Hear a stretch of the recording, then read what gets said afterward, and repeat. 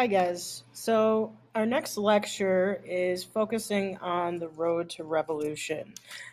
So with this, you're going to be filling in the mapped packet relating to the French and Indian War, which is what we will talk about for Unit 2 to start off. So looking at this map here on map number 1, on your worksheet, it asks you a couple different questions. So first, in the first column, it asks you the question. Second is your prediction about what it is. And then the class analysis. You can preemptively fill out the class analysis, but we're going to talk about it in class on Monday, October 2nd. So the first question is, what do you think the dots are on the map? So go ahead and fill in your prediction in the packet on what you think those red dots on the map actually are. So I'll give you a second to do so.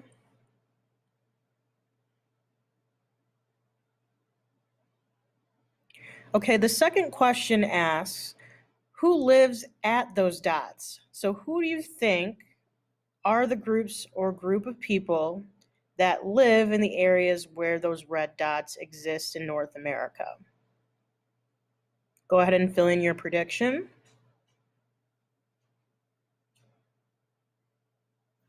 Okay, the third question asks, who are they in contact with? And also, what is that relationship like? So again, who do you think the people who exist in the areas of those red dots, who are they in contact with? And also, what do you think the relationship is like with those people?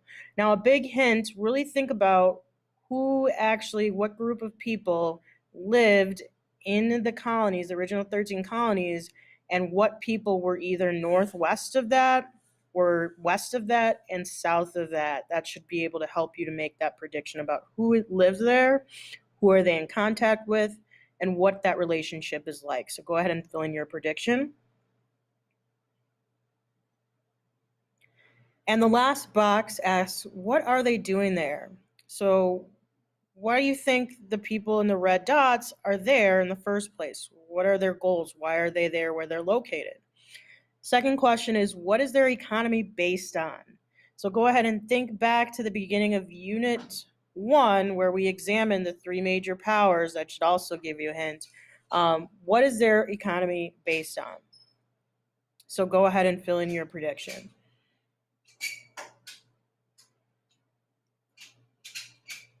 Okay, so we're going to move on to the next slide. So a couple of hints to help you with your predictions here. Again, what are the dots located on? So really think back to the geography of the last slide. You can rewind back if you choose to. Second question, what major European powers haven't we really talked about yet in detail? And the third question is, who has been pushed into the interior of North American continent by the British and the Spanish? So again, there's three major powers. We've talked about the British and the Spanish. Who is the last group? And the picture at the bottom is kind of a hint based on their economy. What were they doing in those areas where those red dots exist on the map?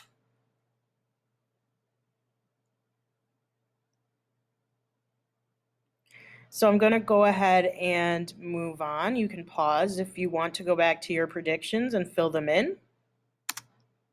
Last question again, what is this?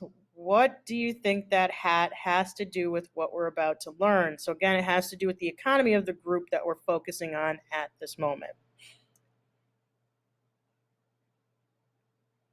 Okay, moving on to the next slide. So we'll do the class analysis. I'm going to leave this open for you. For when we get back to class on Monday, we'll go through this regarding the answers to your questions for map 1, and we'll analyze together as a class. So I'll go ahead and move on. So 3 other important ideas. So at the bottom of the first page of your packet, it has an A, B, and C under 3 other important ideas to know. So please write those 3 down. The first thing to know is that New France was slow to grow in population compared to the British. The French made money hunting beaver pelts and selling them back home. So a lot of the French would often, again, trade with the group. That, again, you should have answered for the third question on the first column. So again, they made money trading, and then it would send the beaver pelts back to Europe to make a huge profit. Beaver pelts were all the rage. I'm going to see if I can get an example of a beaver pelt from Mrs. Nimmer, because she has a really little piece of beaver pelt, and you'll feel how luxurious that really is. But again, you'll see why the beaver pelt is all the rage if I can get an example of that for class. And then the third piece of information is that France had the best relationship with the natives of the big three empires. So again, we talked about the British. They were okay at first, then they were really bad with the natives. They got into a lot of squabbles such as Pequot's War, the Anglo wars with the Indians that existed, also conflicts in Jamestown. So the Spanish as well with their conquest of Indian tribes in Central and South America with the Aztecs. So again, it wasn't the best relationship between the Spanish and the British, but the French had the best relationship with the natives at this time. So go ahead and fill in the three other important ideas to know if you aren't finished, or continue. You can pause the video at this time. And I'm going to go ahead and move on. So map 2, so the second page of your packet is another chart that you're going to fill in your predictions. So again, what changed is the first question from before 1754 to after 1763. So what do you notice looking at the key of the map? What is different between the first one on the left and the second one on the right? And then the second question for the first box asks, what do you think caused this change to happen to them? So again, notice the groups of people that exist, who is not there, and what do you think happened? So you can go ahead and write your prediction.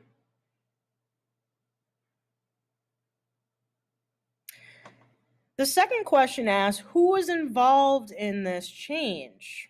Who do you think was involved in that group kind of disappearing or changing from before 1754 to after 1763? Who exactly was involved in that change? So you can write your prediction down. The third question asks, when did this happen? When did this actually happen? So one thing, when we went through the U.S. colonial geography packet last week in class, or this past week in class before you took your Unit 1 test, we were filling in a particular landform that sits right next to the original 13 colonies, or within some of the original 13 colonies. So again, that may have a bearing on why this group may have been pushed out of the map in 1763. And the last question relates to what I just said. Why do you think it happened? So go ahead and fill in your predictions. You can pause the video at this time to finish.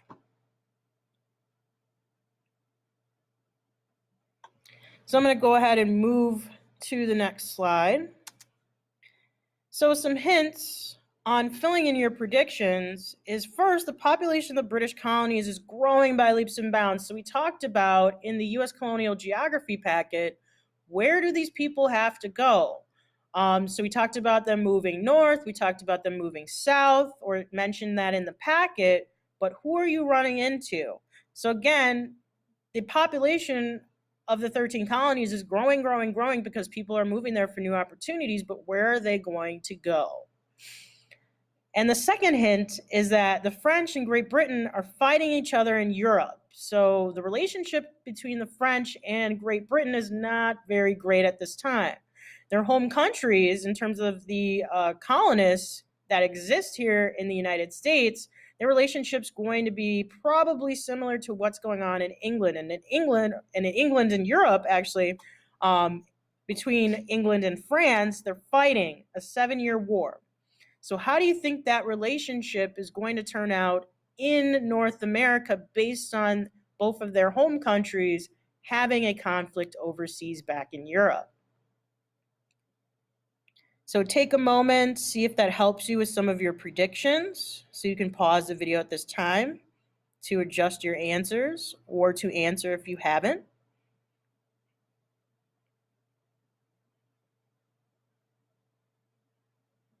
Okay, I'm going to move on. So the class analysis we will talk about between what you think happened in map 2. We'll talk about this next week. And 3 important ideas that you should take note regarding the second map. So please write them down for A, B, and C. So in terms of the French and Indian War, the British suffered defeat after defeat after defeat in the early years of war. They also finally won with leadership of William Pitt. So they were also having a conflict here in the United States.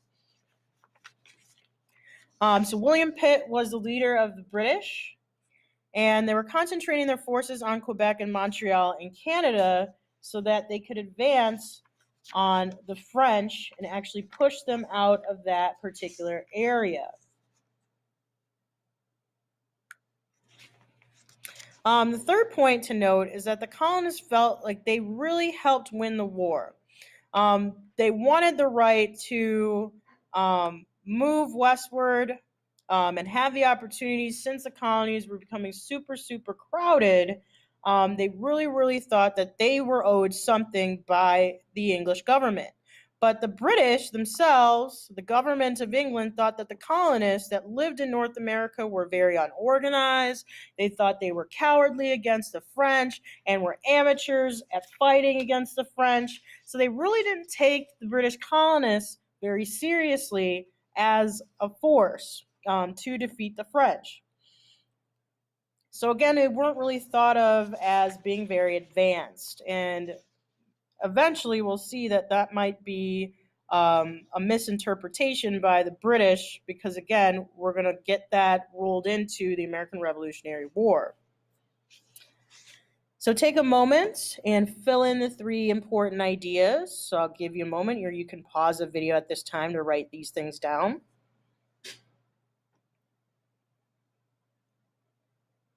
So I'm going to move on. So map 3, which is on the 3rd page of your packet, is a map of the 13 colonies. So the first column or the first box asks, what is this map showing you? What specifically do you think this map is about?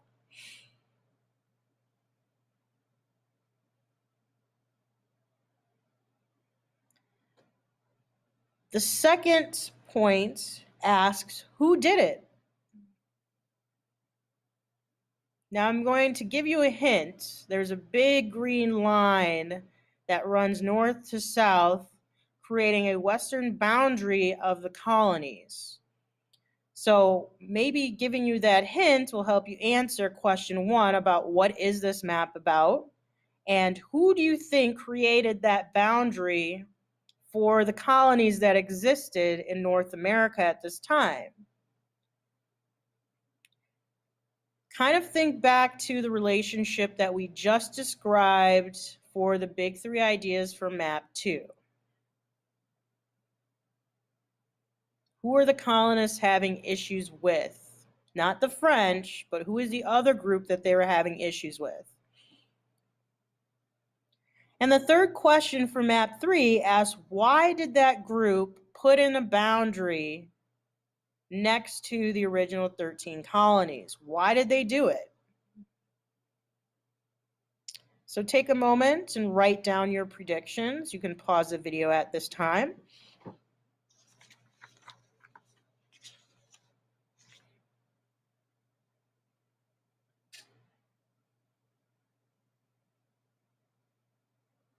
I'm going to go ahead and move on. So a couple of hints to help you with your prediction as well. The first is Ottawa Chief Pontiac led a rebellion known as Pontiac's Rebellion after the war ended that killed 2,000 British colonists on the frontier. So after the French and Indian War ended, there was an Indian rebellion against the British colonists led by Ottawa Chief Pontiac, and it was also known as Pontiac's Rebellion. So this killed an additional 2,000 British colonists on the frontier. The second hint is looking at the dates next to the map. So I'm going to go ahead and go back. Look at the dates next to the map. I don't know if you can see through the X's, but one says 1763, 1763. So do those dates mean anything to you? Especially regarding what this map represents and what that green line actually is. And the third hint is that the British just fought a war and are 143 million pounds in debt. So half of this came from defending the colonists on the frontier. So the British government is spending lots and lots of money to help the colonists not only fight the French, but also help defend them against the French and eventually against Chief Pontiac. So this is becoming an extremely, extremely expensive deal for the British government. Okay. So again, what the map is, answer what that map is, and then also that detail for the third hint should help you answer who did it, who put that boundary up, and why did they put the boundary up as well. So again, the British just fought a war over in England, the 7 Years' War, and are 143 million pounds in debt, half of which that debt came from defending the colonists on the frontier. So I'll let you have a moment, or you can pause the video to go ahead and review your predictions for map 3. And then I'm going to go ahead and move on. So the class analysis will finish when we get back to class on Monday. And go ahead and write the 3 other important ideas to know. So for A, the British are not trying to be oppressive. So again, in terms of what you think that they did, in terms of the boundary that's created, the British are not trying to be oppressive, but they just needed some time to catch their breath. So again, they're fighting a war overseas. They're helping the colonists defend their colonies. The British are kind of getting spread really thin. So in order to control this situation, they implement the policies that are enacted that are related to map 3 so they could just catch their breath and kind of wait it out. For B, the colonists felt like they were being denied. So on the other hand, you have the British who really weren't trying to be oppressive. And for B, the colonists felt like they were being denied what they thought was rightfully theirs. They fought, they defended their colonies, they fought in the Ohio River Valley against the French, and they believed that they should be able to occupy that space in the Ohio River Valley. And they believed that was rightfully their right because they fought to be there and defeated the French. So this is actually going to lead to a conflict of ideas between the British and the colonists, which we'll start to see some of those patterns really evolve within the colonies themselves. And for C, the British are going to start doing other things, just like I mentioned, to make back some of the money that they spent fighting the war. How do you think they will make up some of that debt that they spent fighting the war to help the colonists in the French and Indian War? And we'll talk about this more in the coming week. So take a moment. You can pause the video to write down the rest of the important ideas or to finish writing them down.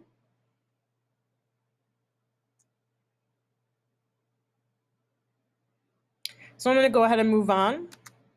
Actually, that is the end of the video. So make sure that if you missed any of this information, go back and rewind. This video will be available by email. Again, check your emails to make sure to review the video if you need to before the Unit 2 test as well. I will also try to get it on YouTube so that you'll have access and hopefully get it up on Canvas. As always, bring your questions in on Monday, October 2nd, and then we'll go through the class analysis together.